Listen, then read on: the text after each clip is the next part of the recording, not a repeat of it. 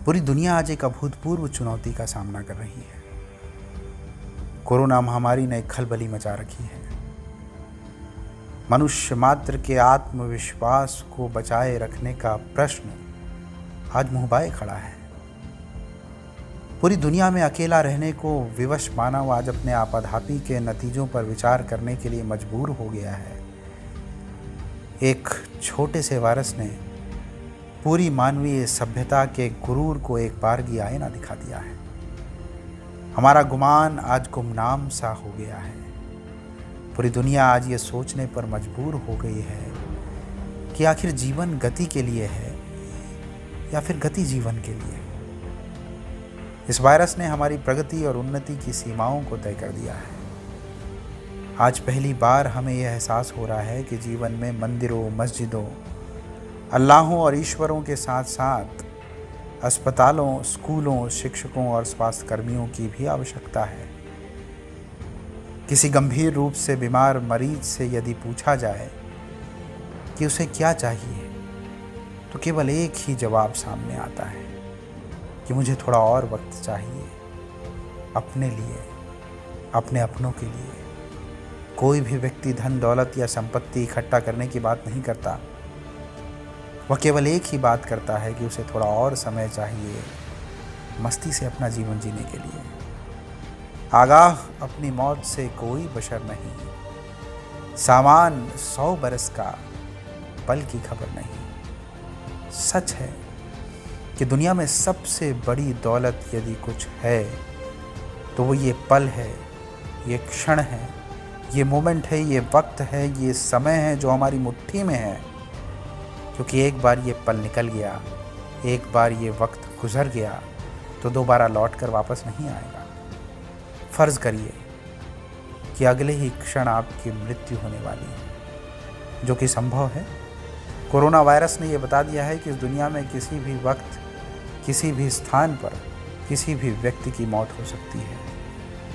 फ़र्ज़ करिए कि अगले ही क्षण आपकी मौत होने वाली है, तो आपको क्या याद आएगा? आपको अपना काम याद आएगा या फिर अगले दिन दफ्तर में होने वाली बैठक याद आएगी? नहीं, आपको याद आएंगे अपने बच्चे, आपको याद आएंगे अपने माँ बाप, आपको याद आएंगे वो सपने जो अब तक आप पूरा नहीं कर पाए हैं।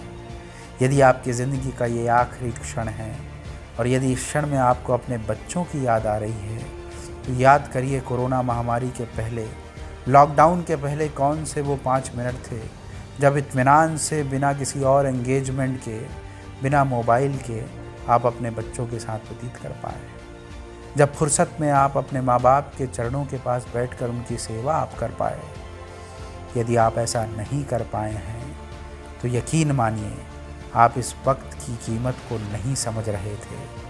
लेकिन प्रकृति भी सबसे बड़ी शिक्षक होती है। कहा गया है ना कि प्रकृति अपने आप, अपने तरीके से मनुष्य को सिखा देती है कि क्या उसके लिए सही है और क्या गलत। कोरोना महामारी ने हमें ये सिखा दिया है कि जीवन का सही अर्थ यदि कुछ है तो वो ये क्षण है, ये पल है और कहीं नहीं, बस यहीं जिससे मुलाकात संभव है, जो हमारे सामने है, जो हमारे साथ है। उस पल को छोड़कर बीते हुए कल या फिर आने वाले कल की चिंता करना व्यर्थ है। यकीन मानिए इस क्षण में आप जहाँ हैं, जैसे हैं, जीवन की संभावना जीवित है। जीवन वर्तमान का दूसरा नाम है। आप जो घट चुका है उसमें रत्ती भर भी कुछ जोड़ नहीं सकते, ना ही कण भर भी उसमें से कुछ घटा सकते हैं, क्योंकि जो घट चुका है वो तो अब है ही नहीं, और जो घटने वाला है वो आपकी पहुंच से बाहर है। तो फिर वो क्या है जिसकी सबसे ज़्यादा ज़रूरत हमें है? यदि वो कुछ है तो केवल ये वक्त है, ये पल है जो हमारे सामने है, जो घटा नहीं है और ना ही जो घटेगा, बल्कि जो घट रहा है। ध्यान दीजिए, यहाँ यदि ज़रा सी भी चूक हुई तो हम भटक जाएंगे, क्योंकि जो पल हमारे हाथ में है वो पलक झपकते ही फिसल जाएगा। ये वही पल है जो हमें अनंत की ऊंचाइयों पर पहुंचाने के लिए सक्षम है।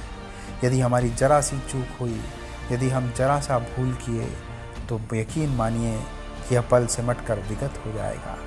मीरा ने भी कहा था कि प्रेम गली अति साकरी। जीसस ने भी पुकारा था कि द्वार बहुत सकरा है, इस पुकार में अनंत का स्वर है, शाश्वत की लय है। जीवन का जो क्षण हमारे हाथ में है उसे जी लेने का सीधा अर्थ है जीवन की सार्थकता को प्राप्त कर लेना। यह ना अतीत का दुख द्वंद है, ना भविष्य की चिंता। इस बिंदु पर यदि हम जरा सा भी विचलित हुए तो यकीन मानिए कि जीवन हमसे दूर जाने के लिए तैयार रहेगा। जीवन के हाथ आए किसी भी क्षण की उपेक्षा का मतलब है क्षण क्षण की शाश्वत उपेक्षा। यदि हम अपने आप को अतीत की अति से बचाना चाहते हैं और भविष्य को भ्रांति से बचाना चाहते हैं तो सच्चे दिल से हमें अपने वर्तमान का निर्माण करना होगा।